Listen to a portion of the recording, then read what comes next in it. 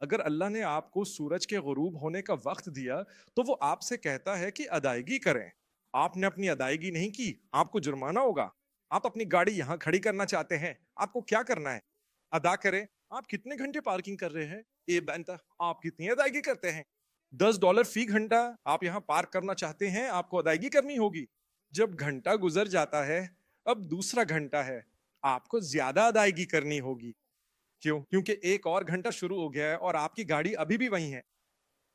آپ اور میں زمین پر پارک ہے. آپ زمین پر ہیں. کیا سورج طلوع ہوا؟ ہاں ہوا.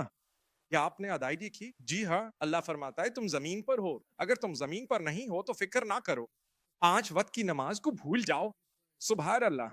تو جو چیز اسے فرض بناتی ہے وہ یہ حقیقت ہے کہ آپ اس وقت وہاں موجود ہیں. یہ آپ پر اللہ کا حد ہے. بس اتنے ہی.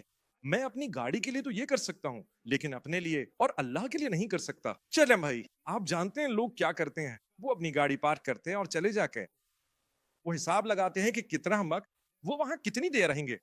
اور کبھی کبھار اس بات پر منحصر ہے کہ آپ کہاں ہیں اور پارکنگ کس قسم کی ہے. وہ جرمانے سے بچنے کے لیے واپس آ جاتے ہیں. میں آپ کو بتا رہا ہوں مت کرو. بس دعا پوری کرو اور اللہ کا شکر ادا کرو. اے اللہ، میں تیرا شکر ادا کرتا ہوں کہ مجھے وقت دیا. ہم اپنی نماز سے کمزور ہو گئے ہیں.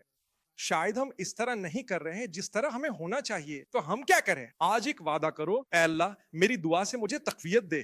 میں اسے صحیح طریقے سے پورا کرنے کے لیے نئے سرے سے عزم کرنے جا رہا ہوں. آمین.